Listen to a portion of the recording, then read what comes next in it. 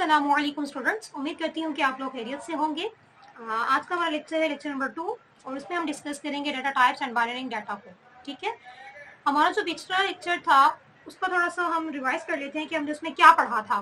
ठीक है, हमने उसमें देखा था कि फ्रीक्वेंसी टेबल कैसे बनता है और रिलेटिव एंड कम्युलेटिव फ्रीक्वेंसीज कैसे फाइंड होती हैं। ठीक है, हमने देखा था कि फ्रीक्वेंसी टेबल्स में 2 कॉलम्स होते हैं, नंबर 1 के जिसमें हम कैटेगरीज को लिस्ट डाउन करते हैं और नंबर 2 जिसमें हम उन कैटेगरीज की फ्रीक्वेंसीज को लिस्ट डाउन करते हैं। ठीक है, उसके बाद हमने देखा था कि relative frequency and cumulative frequencies कैसे फाइंड होती हैं। ठीक, रिलेटिव फ्रीक्वेंसीज मैंने आपको बताया था कि वो किसी भी अगर कैटेगरी की रिलेटिव फ्रीक्वेंसी फाइंड करनी हो तो हम उस कैटेगरी की फ्रीक्वेंसी को डिवाइड कर देते हैं टोटल फ्रीक्वेंसी पर। ठीक है, नेक्स्ट हमने फाइंड किया था कम्युलेटिव फ्रीक्वेंसी, और वो कैसे फाइंड की थी मैंने आपको बताया था। कम्युलेटिव फ्रीक्वेंसी जो होती है वो उस कैटेगरी की और उससे पिछली जितनी भी कैटेगरीज की जो फ्रीक्वेंसीज होंगी उनका सम क्या होगा, कम्युलेटिव फ्रीक्वेंसी होगा। ठीक, अब हम आज के टॉपिक की तरफ आते हैं जो कि है database, data types and binary data. ठीक, अब डाटा टाइप्स दो तरह के हैं, number 1 qualitative data and number 2 is quantitative data. ठीक है, अब क्वालिटेटिव डाटा क्या है और क्वांटिटेटिव डाटा क्या है। क्वालिटेटिव डाटा जो है ना वो डिस्क्राइब करता है हमारी क्वालिटीज और कैटेगरीज।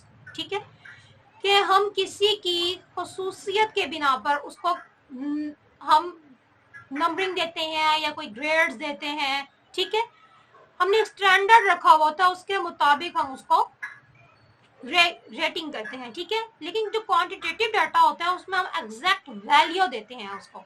ठीक है, कि ये इतने नंबर पर है, उसमें हम अपनी काउंट्स और मेजरमेंट्स को लेते हैं। ठीक है, हम अपनी बुक की तरफ आते हैं, वहां लिखा हुआ है कि data types, qualitative data describe qualities और categories and quantitative data represent counts और मेजरमेंट्स। ठीक है, हम अपनी एग्जांपल नंबर 2 पे आते हैं जो कि डाटा टाइप्स के लिए है। उसमें क्या है, उसमें ये है कि हमारे पास 3 क्वेश्चन दिए हुए, हमने उसमें बताना है कि इसमें से कौन सा क्वालिटेटिव है और कौन सा क्वांटिटेटिव है। ठीक है, अब नंबर ए पर जो है वो ये है कि brand names of shoes in a consumer survey. ठीक है, brand names of shoes in a consumer survey. अब ब्रांड नेम्स ऑफ शूज जो है वो क्वांटिटेटिव तो हो नहीं सकता, वो क्वालिटेटिव ही होगा, क्योंकि हाँ हमारे जो ब्रांड्स बनते हैं वो क्वालिटी की बेस पर बनते हैं। ठीक है, हम अगर किसी ब्रांड पे जाते हैं तो हम कहते हैं कि इसकी क्वालिटी ऐसी है, इसकी क्वालिटी ऐसी है। ठीक है, इसका ये प्रोडक्ट अच्छा है और इसका ये प्रोडक्ट अच्छा है। ठीक है, तो हम उसको उसकी क्वालिटीज को देख रहते हैं। ठीक है, तो ये जो नंबर ए पर जो है इसमें हम क्या देख रहे हैं, क्वालिटीज को। तो ये हमारा कौन सी नेचर है इसमें, डाटा की क्वालिटेटिव टाइप है ये। ठीक है, नंबर बी जो है उसमें क्या है, हाइट्स ऑफ स्टूडेंट्स। अब स्टूडेंट की जो हाइट्स है वो मेजर किस में होंगी, किसी नंबर में होंगी। अब हम ये तो नहीं कह सकते कि स्टूडेंट की हाइट ए है। ठीक है, हम ये भी नहीं कह सकते कि स्टूडेंट की हाइट काफी कमाल है। हम ये बताएंगे कि स्टूडेंट की हाइट 5 इंच मतलब 5 फुट है। ठीक है, अब हम देखते हैं कि ये कौन सी होगी टाइप फिर हमारे पास डाटा की, ये हो गई क्वांटिटेटिव टाइप। ठीक है, तो ये क्या है, क्वांटिटेटिव डाटा है। हाइट्स ऑफ स्टूडेंट्स क्या है, क्वांटिटेटिव डाटा है। नंबर सी पे आते हैं जिसमें है audience rating of a film on a scale of 1 to 5 where 5 means excellent. अब आप यहाँ कहेंगे, यहाँ तो नंबरिंग आ गई है कि ये जो फिल्म है इसको अगर हम 5 देंगे तो इसका मतलब कि ये एक्सीलेंट है। आप कहेंगे कि हम यहाँ उसको नंबर्स दे रहे हैं तो ये क्वांटिटेटिव डाटा होगा। नहीं, ऐसा नहीं है, हम उसकी क्वालिटी को देखते हुए उसको रेट कर रहे हैं। ठीक है, फिल्म को। ठीक है, तो ये भी किस टाइप में आ जाएगा, ये भी क्वालिटेटिव टाइप में आ जाएगा। ठीक है, तो ये कौन सा हुआ, audience rating of a film on a scale of 1 to 5, ये कौन सी टाइप हो गई डाटा की, ये होगी क्वालिटेटिव। ठीक है, नेक्स्ट इससे रिलेटेड हमारी कुछ एक्सरसाइजेस हैं 17 to 24। हमारी एक्सरसाइजेस हैं 17 to 24 जिसमें हमने बताना है कि क्वालिटेटिव वर्सेस क्वांटिटेटिव के, हमने बताना है कि कौन से जो हमारे पास एग्जांपल्स दी गई हैं ये क्वालिटेटिव है या क्वांटिटेटिव है। ठीक है, तो अब मैं आपको एक दो इनका बता देती हूँ, नेक्स्ट आपने खुद करनी है। अगर फिर भी आपको समझ ना आए कि ये क्वालिटेटिव है या क्वांटिटेटिव डाटा है, तो आप मुझसे पूछ सकते हैं, ठीक है। तो हमारे पास जो नंबर 1 है वो है the birth months of individuals, ठीक है। अब ये जो बर्थ मंथ्स हैं ये है qualitative data, even if listed numerically, अगर ये न्यूमेरिकली ही भी लिस्ट करेंगे तो ये क्वालिटेटिव डाटा भी चला जाएगा, ठीक है। हम अपनी एक और एग्जांपल देख लेते हैं। एग्जांपल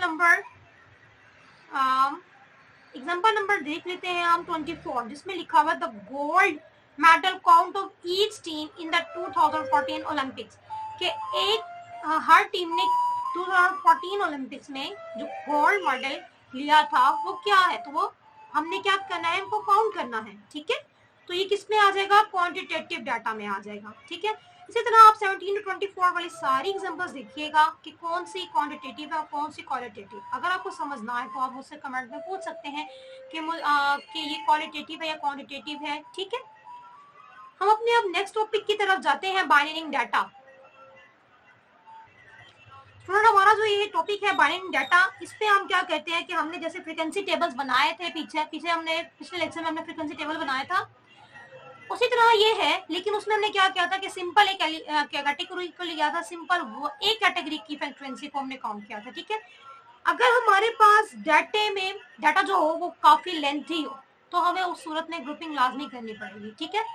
अब अगर आप देख लें कि आपके पास अगर किसी इंस्टीट्यूट के अगर 1000 स्टूडेंट्स हैं तो क्या वो एक ही क्लास में उन्हें पढ़ा सकते हैं, नहीं। वो क्या करेंगे, उनकी ग्रुपिंग करेंगे कि कुछ को एक सेक्शन में रखेंगे, कुछ को दूसरे सेक्शन में रखेंगे, ठीक है, इस तरह वो करेंगे।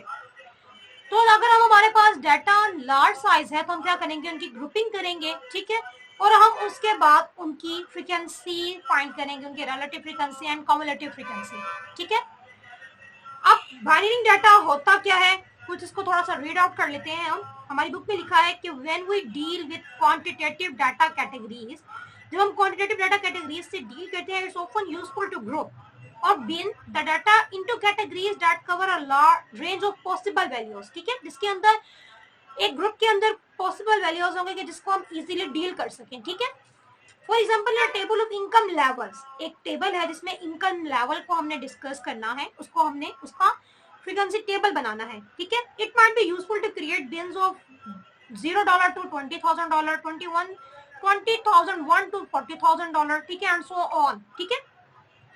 तो इसमें हमने अब क्या किया कि इस केस में जो हम फ्रीक्वेंसीज करेंगे तो हम क्या करेंगे, एक ग्रुप बना लेंगे कि $0 to 20,000 की जो हमारे एम्प्लॉयज हैं कितने हैं कि इस ग्रुप में आते हैं, हमारे कितने एम्प्लॉयज ऐसे हैं जो $20,001 to $40,000 के इनकम में आते हैं, ठीक है। अब हम क्या करेंगे, हमारे पास जो नेक्स्ट एग्जांपल है उससे आपको क्लियर हो जाएगा कि बाइनरी कैसे होती है डाटा की, ठीक है। हमारे पास जो एग्जांपल है बाइंड एग्जाम स्कोर्स की, उसमें हमारे पास 20 स्टूडेंट्स का डाटा है, ठीक है। उन्होंने 100 में से मार्क्स सिक्योर किए हैं, ठीक है, उन्होंने हासिल किए हैं, ठीक है। अब हमने उसको क्या करना है, हमारे पास मुख्तलिफ वैल्यूज हैं, ठीक है। नंबर 1 है 76, 80, 78, 76, 94 एंड सो ऑन, ये हमारे पास 20 है, ठीक है। हम क्या करेंगे, इनकी आप ग्रुपिंग कर लेते हैं, हम क्या कर लेते हैं, इनकी ग्रुपिंग कर लेते हैं। तो हम इनकी ग्रुपिंग करते हैं, हम आपको दिखाते हैं कि कैसे होगी, ठीक है स्टूडेंट्स। हम अब देखते हैं अपनी एग्जांपल को, उसमें क्या है कि हमने फ्रीक्वेंसी टेबल बनाना है फॉर बाइंड एग्जाम स्कोर्स, ठीक है। अब उसमें हमने क्या करना है, ग्रुपिंग करनी है अपने डाटा की, ठीक है, उसको ग्रुपिंग करनी है हमने अपने डाटा की, सही है। तो अब जो हमारे पास डाटा गिवन है हम उसको पहले डिसेंडिंग ऑर्डर में चेंज करेंगे, कि जो डाटा हमें गिवन था वो एक रैंडम फॉर्म में है, ठीक है। तो हम उसको पहले डिसेंडिंग ऑर्डर में कन्वर्ट करते हैं। तो मैंने इसको ये कन्वर्ट किया हुआ है, ठीक है। हमारे पास इसमें जो सबसे हाईएस्ट वैल्यू थी वो थी 98, ठीक है, क्या थी 98।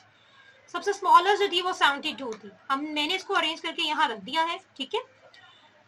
अब इस तरह अरेंज करने का डाटा आप ना करें इसको अरेंज, लेकिन अरेंज करने से हमारे लिए आसानी होगी कि जब हम अपने ग्रुप के अंदर देखेंगे तो हमें आगे पीछे बार बार नहीं देखना पड़ेगा। जब हमारा डाटा एक फॉर्म में होगा तो हमारे लिए आसानी उनको काउंट करना आसान होगा, मैंने काउंट करना, ठीक है। तो हम ग्रुपिंग करते हैं। हम क्या करेंगे कि इतने ग्रुप्स बनाते हैं कि एक ग्रुप में हम 5 मेंबर्स रख लेते हैं, ठीक है। तो मैं ग्रुपिंग कर रही हूँ, तो मैं स्टार्ट करती हूँ 95 टू 99 से, ठीक है। तो ये हमारी ग्रुपिंग हो रही है। अब स्टार्ट।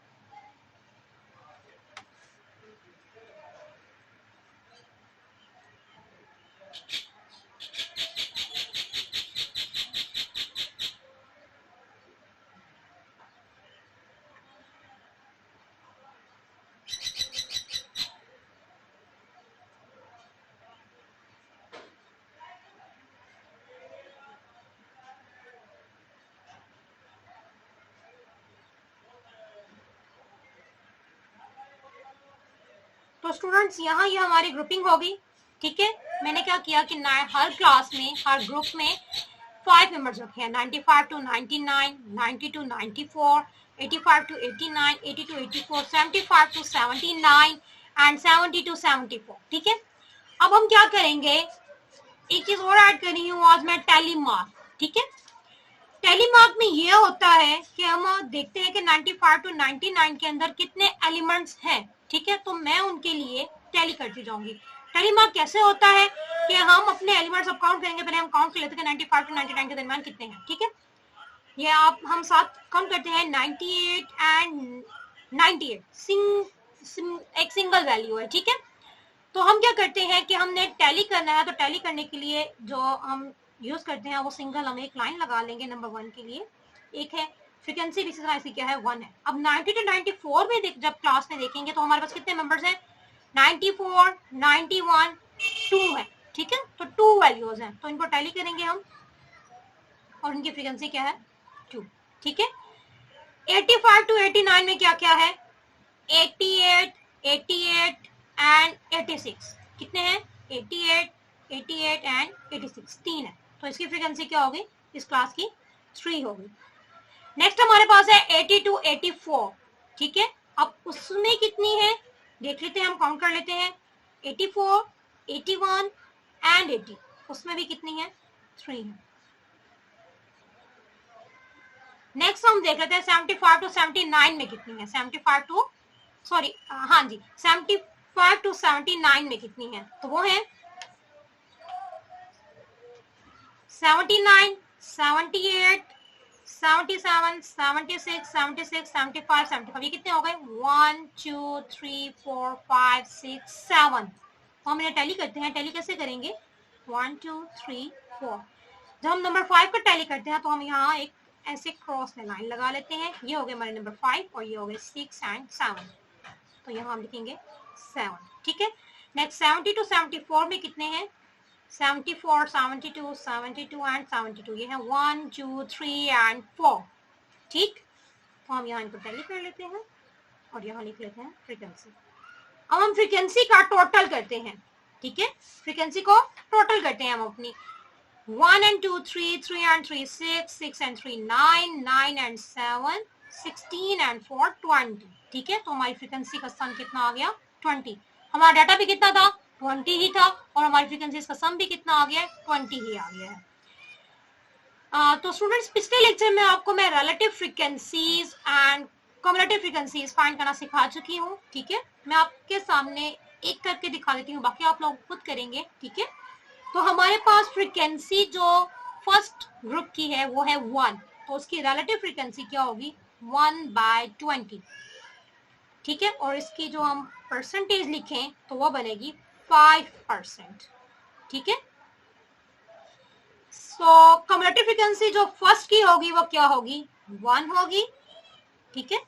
सेकंड की कैसे फाइंड होगी 2 + 1। मैंने आपको बताया था कि हम जिस भी क्लास की है, जिस भी कैटेगरी की कम्युलेटिव फ्रीक्वेंसी फाइंड करने लगेंगे तो उसमें ये होगा कि हम उसकी पिछली फ्रीक्वेंसीज को भी सम करेंगे, ठीक है।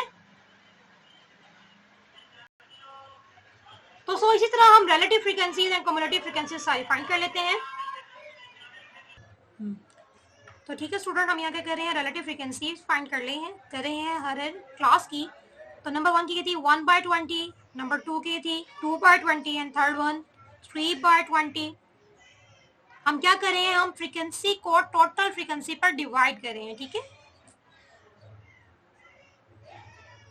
next one 3 by 20, next one 7 by 20 and the last one is 4 by 20। ठीक है, जब हम इसको सम करेंगे तो इनका सम क्या आएगा, 1 आएगा। ये चीज मैं आपको पिछले लेक्चर में बता चुकी हूँ कि ये 1, इसका सम करें तो 1 ही आएगा। और ये आता ही क्यों है 1, ये मैं आपको पिछले लेक्चर में बता चुकी हूँ, आप वहां से देख सकते हैं। ठीक है, अब हम की परसेंटेज फॉर्म लिखते हैं।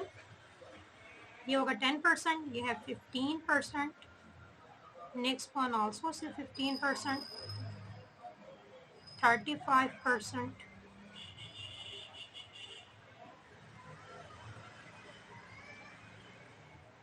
ठीक है, तो इनका सम क्या आएगा 100%।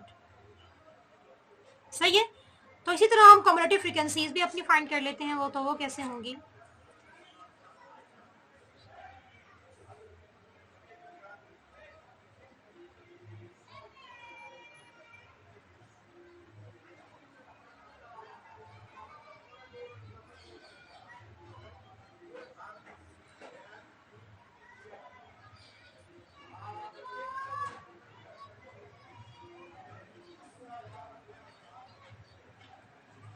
तो स्टूडेंट ये हमारी कम्युलेटिव फ्रीक्वेंसीज भी फाइंड हो गई।